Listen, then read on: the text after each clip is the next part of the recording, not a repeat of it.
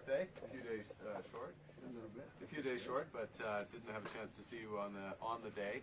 Happy birthday to the U.S. military as well, 250th, and this is the 50th birthday, if you will, of the G7.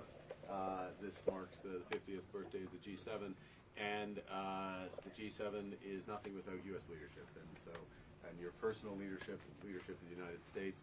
Many issues. Geopolitics, economic, technology, and working hand in hand with the United States, Canada and the United States, and the other G7 partners with your leadership. Very much looking forward to the meeting and grateful to have you. Thank you very much, Mark. I appreciate it, and we've developed a very good relationship, and we're going to be talking about trade and many other things.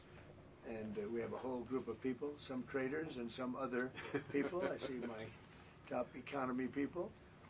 But we have a very talented group of people, and you do too, and I know they work together very well. I look forward to that. The G7 used to be the G8. Barack Obama and a person named Trudeau didn't want to have Russia in, and I would say that that was a mistake, because I think you wouldn't have a war right now if you had Russia in, and you wouldn't have a war right now if Trump were president 4 years ago. But it didn't work out that way. But it used to be the G8. And now it's, I guess, what's that, 8 years ago, it switched over. They threw Russia out, which I claimed was a very big mistake. Even though I wasn't in politics then, I was very loud about it. It was a mistake in that you spend so much time talking about Russia, and he's no longer at the table. So it makes life more complicated. But you wouldn't have had the war. Other than that, I think we're going to accomplish a lot, and I expect to. And I think our primary focus will be trade and trade with Canada, and I'm sure we can work something out. Yeah, very good. Thank you very much. Yeah, so much. Thank you very much.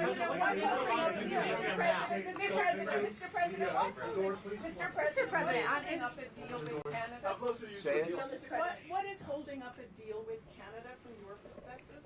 It's not so much holding up. I think we have different concepts. I have a tariff concept, and Mark has a different concept, which is something that some people like. But we're going to see if we can get to the bottom of it today. I'm a tariff person. I've always been a tariff. It's simple, it's easy, it's precise, and it just goes very quickly. And I think Mark has a more complex idea, but also very good. So we're going to look at both, and we're going to see what we're going to come out with something. Hopefully. Mr. President, do you think a deal is achievable within days, within weeks? Is there that kind of runway? Yeah, it's achievable. Both parties have to agree. Yeah, sure. Mr. President, have you heard any signals or seen any messages from intermediaries that Iran wishes to de-escalate the conflict? Yeah. What have you heard? What have you heard from the Iranians? They'd like to talk, but they should have done that before. I had 60 days, and they had 60 days, and on the 61st day, I said, we don't have a deal. They have to make a deal, and it's painful for both parties, but I'd say Iran is not winning this war, and they should talk, and they should talk immediately before it's too late. And what would you say, in your opinion, what would it take for the U.S. to get involved in this conflict militarily? I don't want to talk about that. As you mentioned Putin, do you think that he should have a seat at the G7 today, that it should be the G8? I'm not saying he should at this point, because too much water's gone over the dam, maybe. But it was a big mistake. Obama didn't want him, and the head of your country, the proud head of your country, didn't want him. This was a big mistake. You wouldn't have that war. You know, you have your enemy at the table. Even I don't even consider him. He wasn't really an enemy at that time. There was no concept. If I were president, this war would have never happened. But likewise, if he were a member of what was called the G8 at that time, it was always the G8, you wouldn't have a war right now. What material support and what intelligence support are you providing Israel?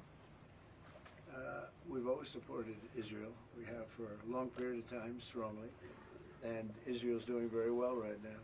Why not have China at the G8? Why not have China here, the biggest economy in the world, after the United States? Well, it's not a bad idea. I don't mind that. If somebody wants to suggest China coming in, I think we suggest. But you want to have people that you can talk to. You know, they don't talk.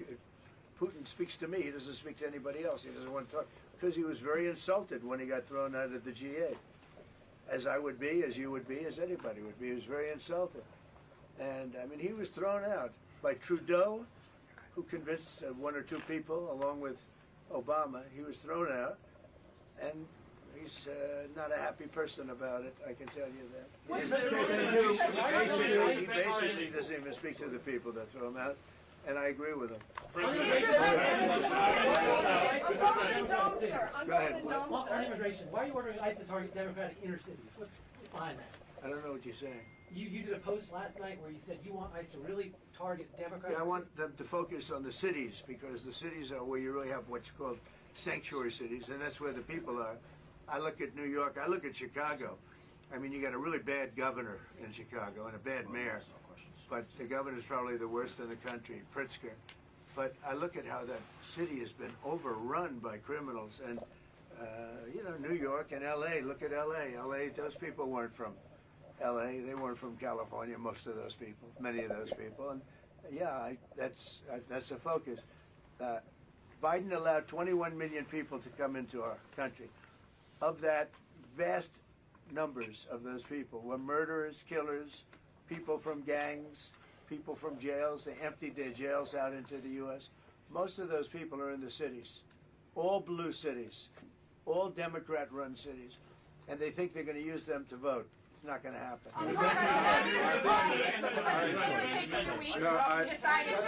That's it. Thank you. If you don't mind, I'm going to exercise my role, if you will, as G7 chair, since we have a few more minutes with the president and his team, and then we actually have to start the meeting to address some of these big issues. So Thank you. Thank you, media. Let's go. Thank you.